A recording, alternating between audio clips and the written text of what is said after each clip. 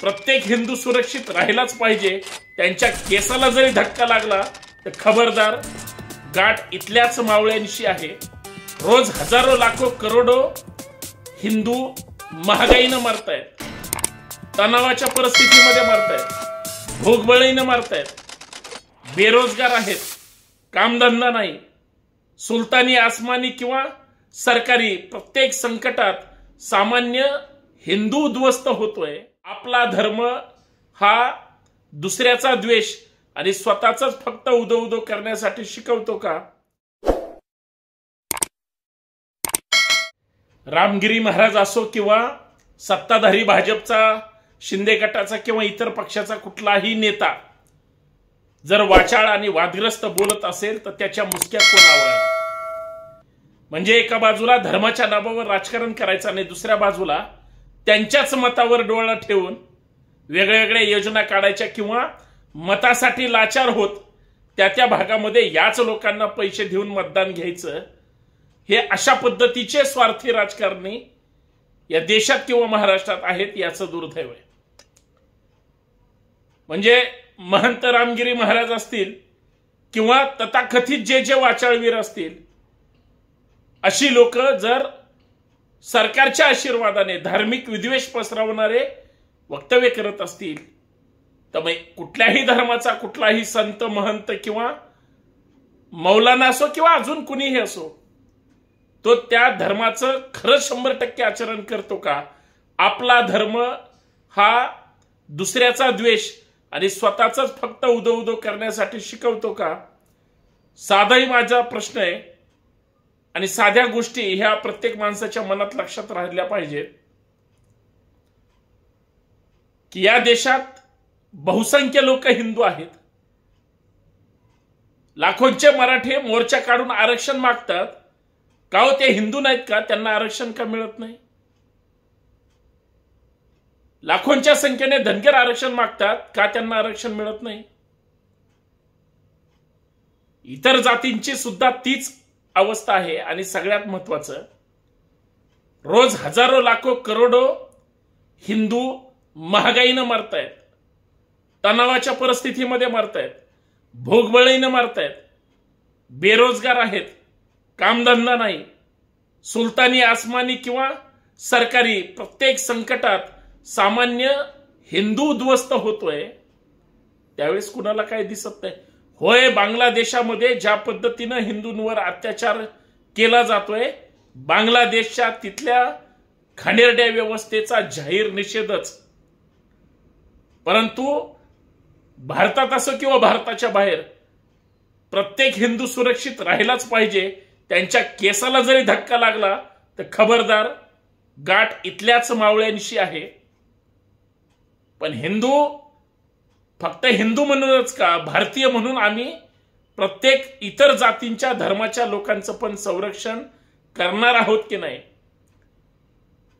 ज्यांना आम्ही खासदार म्हणून निवडून देतो, उद्या ते संसदेत जाऊन प्रधानमंत्री होतात, मंत्री होतात, मंत्रिपदाची किंवा प्रधानमंत्री पदाची, मुख्यमंत्री पदाची किंवा इतर मंत्र्यांची शपथ घेताना गोपनीयतेची शपथेमध्ये मी कुणाचाही द्वेष मत्सर करणार नाही म्हणतात आणि राज्याचे मुख्यमंत्री एखाद्या महंतांनी एखाद्या धर्माच्या सर्वोच्च प्रेषितांबद्दल, प्रेरणास्थानाबद्दल अत्यंत चुकीचं वादग्रस्त वक्तव्य केल्यानंतर, जे की गरज नाही, तुम्ही राजकारणी नाही, तुम्ही संन्यासी आहात,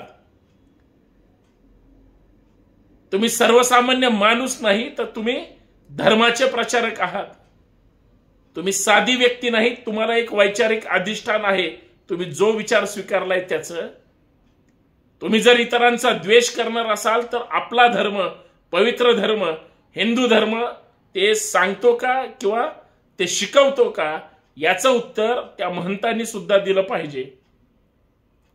परंतु त्या महंतांनी चुकीचं वक्तव्य केल्यानंतर कायदेशीर मार्गाने, संविधानाने तुम्हाला हक्काधिकार दिलेत निषेध करायचा, तुम्ही जर दुसऱ्याच्या मोर्चावर जर दगडफेक करून दहशत निर्माण करणार असाल त्या दुसऱ्या धर्माचे, तर लक्षात ठेवा, मग इकडचे सुद्धा पेटून उठू शकतात, हे निर्विवाद सत्य आहे। पण हे सगळं ज्या वेळेस होत असताना 11-12 वाजता त्या महंतांवर गुन्हा दाखल होतो रामगिरी महाराजांवर, आणि 3 वाजता किंवा 4 वाजता राज्याचे सर्वोच्च नेते किंवा महाराष्ट्राचे कुटुंब प्रमुख म्हणून मुख्यमंत्री महोदय त्याच वादग्रस्त वक्तव्य करणाऱ्या महंतांच्या कार्यक्रमाला जातात, अखंड हरिनाम सप्ताहाला जातात. याचा अर्थ हे काय आणि ते काय याचा सुद्धा शोध घेणं गरजेचं आहे. कुठल्याही जाती धर्माचा माणूस असू दे, तो जर वाईट असेल, वाईट स्टेटमेंट देत असेल, वाईट वागत असेल किंवा वाईट भूमिका घेत असेल, वाईट विकृत आणि फार तर आपण म्हणू वाचाळवीर माणसाचं कधीच कुणी समर्थन करणार नाही. आमच्या राज्याचे मुख्यमंत्री जर ते करत असतील, किती भयानक आहे, किती दुर्दैव आहे. सत्य असत्याशी मन केले ग्वाही, मानी येले नाही बहुमता, जगद्गुरु संत तुकाराम महाराज सांगतात. आमचे संत फक्त ज्ञानेश्वर माऊली असतील किंवा तुकाराम महाराज असतील किंवा अजून कोणी असतील, यांचा फक्त संदर्भ घेतात किंवा त्यांच्या नावाने फक्त होय मी सुद्धा वारकरी किंवा आध्यात्मिक विचारधारेच आहे म्हणतात. आणि आपलीच विचारधारा आपण जर अज्ञानाच्या आणि अंधश्रद्धेच्या थोतांड कर्मकांडाच्या जीवावर जर हे सगळं चालवत असू तर हे किती दुर्दैव आहे याचा सुद्धा विचार करणं गरजेचं आहे. मला जर हिंदूंवर, हिंदू धर्माबद्दल किंवा एकंदरीत आचरणाबद्दल सन्मान, अभिमान आणि इज्जत त्या ठिकाणी ठेवता येत असेल तर मी ती सन्मानाने ठेवली पाहिजे. परंतु ज्यावेळेस आपण दुसऱ्याचा धार्मिक अनादर करतो किंवा जर तुमचा ज्या हिंदूंचा इतर धर्माबद्दल प्रचंड द्वेष आहे आणि समोरच्या व्यक्तीने जर त्याच पद्धतीचं वक्तव्य तुमच्या बाजूने केलं तर मग तुम्ही हजारांचे किंवा शेकडोंचे मोर्चे काढणार आणि दबाव आणण्याचा प्रयत्न करणार. मग एकदा ह्यानी बोलायचं, दुसऱ्यांदा त्यांनी प्रतिक्रिया द्यायची. याच्यात आपले जे मूलभूत प्रश्न आहेत ते तसेच राहतात. सगळ्यात महत्वाचं, दंगली करा म्हणणारे, तोडफोड करणारे, लाठ्या काठ्या दगड हातात देणारे आणि घरात बसून तुम्हाला फक्त लढा म्हणणारे,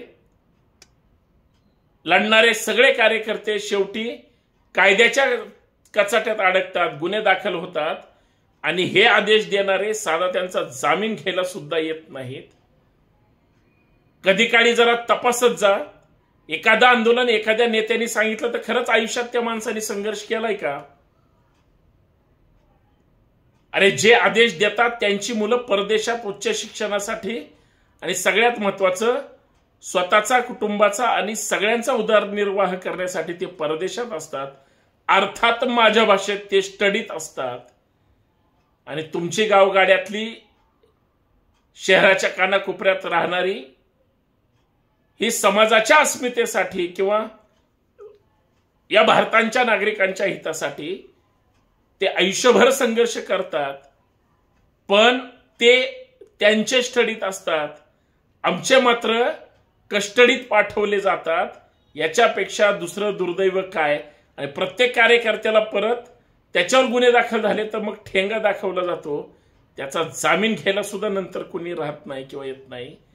हे जर धर्माच्या नावावर टोकाचं बोलून आणि वागून जर राजकारण करत असतील तर तुम्ही आम्ही जागे होणार आहोत की नाही?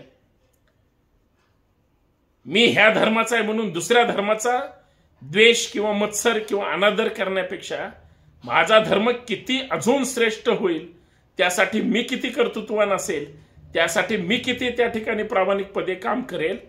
या देशामध्ये कुठलाही धर्म असू द्या, जगात सुद्धा असू द्या, तो कधीच दुसऱ्या धर्माचा द्वेष त्या ठिकाणी मानत नाही किंवा करत नाही. मग धर्माच्या नावावर समाजकारण आणि राजकारण करणारे मात्र बरोबर धर्माच्या विरोधात आणि धार्मिक जे सर्वोच्च धर्मगुरू असतात किंवा ज्यांना आपण मानत असतो त्यांच्याविषयी जर वादग्रस्त वक्तव्य करत असतील किंवा जर टीका करत असतील, हे किती भयानक आहे. म्हणजे कोण खरं आणि कोण खोटं हे शोधण्याची वेळ आली.